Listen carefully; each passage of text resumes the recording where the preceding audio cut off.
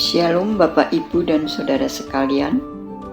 Kita berjumpa di dalam perjalanan 38 hari karya Roh Kudus sepanjang sejarah gereja. Hari ini adalah hari ke-6. Bersama saya, Dian, kita akan mendengarkan kisah dari Johannes Calvin. Johannes Calvin dilahirkan pada tanggal 10 Juli tahun 1509 di Perancis. Ayahnya bernama Gerard Calvin, bekerja sebagai pegawai uskup di Noyon, dan ibunya bernama Jeanne Liefranc. John Calvin dibesarkan dalam lingkungan Katolik. John Calvin adalah seorang pemimpin gerakan reformasi gereja di Swiss. Beliau juga seorang teolog sekaligus tokoh terpandang bagi agama Kristen, khususnya terkait perannya dalam reformasi Protestan. Ia merupakan generasi yang kedua dalam jajaran pelopor dan pemimpin gerakan reformasi gereja pada abad ke-16. Perannya sangat besar dalam gereja-gereja reformatoris.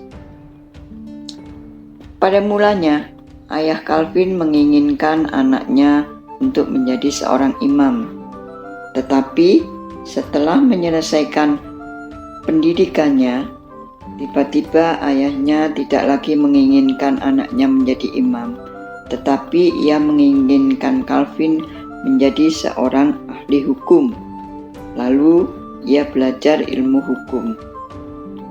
Studi hukumnya sangat mempengaruhinya dalam usaha pembaharuan dan penataan gereja reformasi yang dipimpinnya.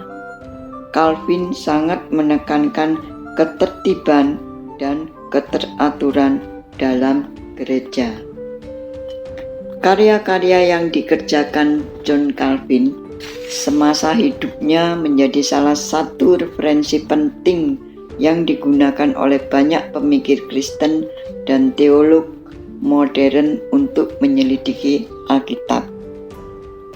Sejarah gereja juga mencatat bahwa seluruh tema khotbahnya yang dipusatkan pada pentingnya Alkitab dan manfaat pengajaran Alkitab.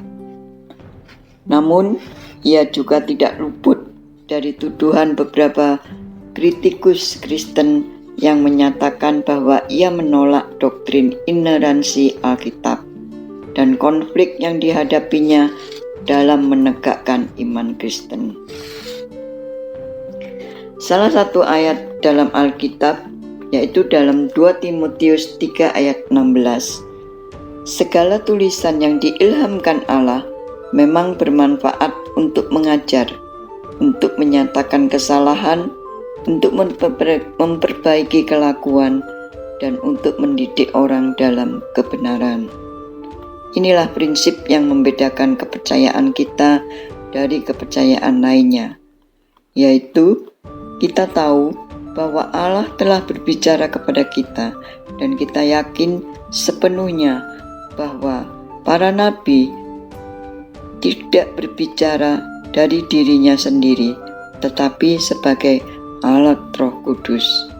Setiap orang yang rindu untuk menerima pengajaran Alkitab harus terlebih dahulu menerima ini sebagai prinsip dasar yang telah tegak berdiri, yaitu bahwa Taurat dan Kitab para nabi tidak memberikan pengajaran untuk menyenangkan manusia atau bersumber dari pikiran manusia, tetapi yang didiktikan oleh Roh Kudus.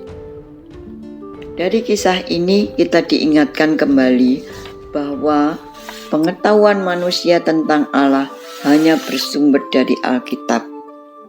Untuk itu, marilah kita senantiasa membaca, merenungkan, melakukan firman Tuhan dalam menjalani kehidupan, supaya iman percaya kita tetap teguh di dalam Tuhan dan setia sampai akhir.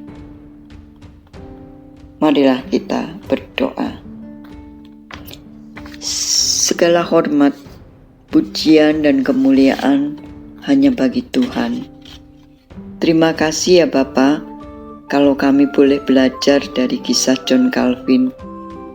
Kami diingatkan bahwa pentingnya Alkitab sebagai dasar untuk kami menjalani kehidupan. Untuk itu Tuhan, tolong kami, mampukan kami untuk kami senantiasa rindu, belajar, membaca, merenungkan, bahkan melakukan firman Tuhan setiap hari, agar iman percaya kami semakin diteguhkan.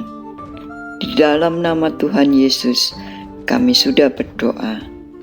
Amin.